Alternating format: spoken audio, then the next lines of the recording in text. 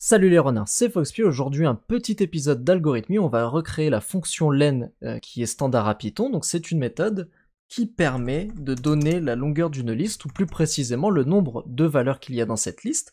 Donc là, si j'instancie une liste avec 4 valeurs, par exemple 1, 2, 4, 4, si je demande len de liste, eh bien ça me dit 4. En effet, cette liste est composée de 5 valeurs. Alors si j'en ajoute 2, par exemple 2 et 0, et bien maintenant, cette méthode m'indique qu'il y a 6 valeurs. Donc ce que l'on veut, c'est créer une méthode qui adopte ce même comportement et qui nous donne la longueur d'une liste. Alors, on va la définir. Je vais juste exécuter pour qu'il n'y ait plus rien qui s'affiche, voilà. Def, je vais l'appeler length, et elle va prendre en paramètre une liste. Donc ici, le paramètre c'est variable liste, avec un E, donc écrit en français. Et ce que l'on va faire, c'est initialiser une variable totale à 0, et on va compter tout simplement le nombre d'éléments. Alors pour les compter, c'est très simple.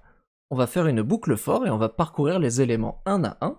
Donc pour chaque élément dans notre liste, eh bien on ajoute à total plus 1. Alors ça, c'est l'écriture raccourcie. Si jamais c'est une écriture avec laquelle vous n'êtes pas à l'aise, vous pouvez également écrire total est égal à total plus 1.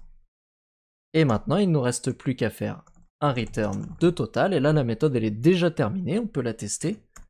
Je vais faire print de length, et ici pour comparer je vais faire un print de len, et on va créer une nouvelle liste.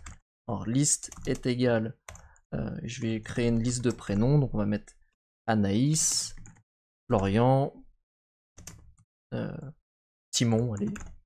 Voilà, donc il y a 3 éléments, je l'envoie en paramètres. Et voilà, on trouve bien 3 et 3, en effet, ma liste est composée de 3 éléments. Alors on pourrait instancier pour voir si ça fonctionne une plus grande liste. Une liste, disons, avec 100 éléments. Pour ça, je vais faire une boucle, for i in range 100.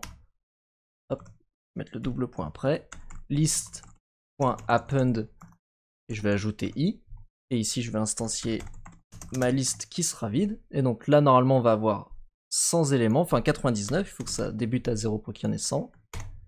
Et là voilà, on a des listes de 100 éléments, donc notre méthode est fonctionnelle, elle renvoie bien le même résultat que la méthode len de Python. On a donc créé une méthode qui permet de compter le nombre d'éléments dans une liste.